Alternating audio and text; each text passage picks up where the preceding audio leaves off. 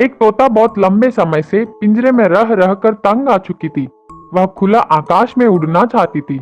बहुत प्रयत्न करके आखिरकार तोता पिंजरे से उड़कर बाहर जंगल में आ पहुंची। तोते को जंगल का वातावरण बहुत पसंद आ गया। हर रोज तरह तरह के मीठे फल खाती थी।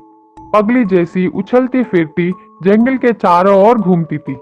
अपना जीवन बहुत खुशी खुशी बिताने लगी। एक दिन तोते को एक बड़ा पेड़ के नीचे सोता हुआ एक हाथी दिखाई पड़ी। उसे ऐसे देखते ही तोते को एक नटखट उपाय आया। चाहे जो कुछ भी हो, वह हाथी को परेशान करके उसे नींद से जगाना चाहिए।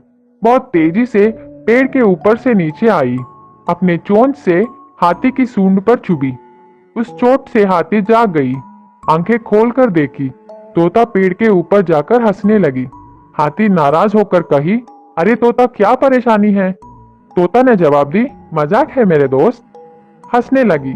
हाथी को कुछ फर्क नहीं पड़ा। आंखें बंद करके फिर से सो गई।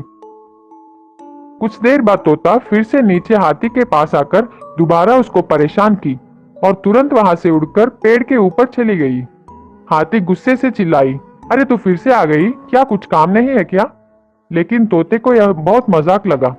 बार बार ऐसी शरारतें करने लगी। हाथी तंग आ चुकी थी। कुछ करना नहीं चाहा।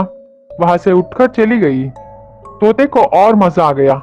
फिर से एक और बार तेजी से जाकर हाथी को अपने चोंच से चुभी। हाथी क्रोधित हो गई। कुछ ना कुछ तो करके उस तोते को सबक सिखाने का निर्णय ली।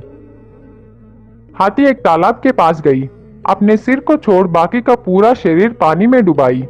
इसको देख तोते को बहुत मजा आया। वह सोची, अरे देखो, मेरे से डरकर हाथी पानी में जाकर छिप गई। खूब हंसने लगी।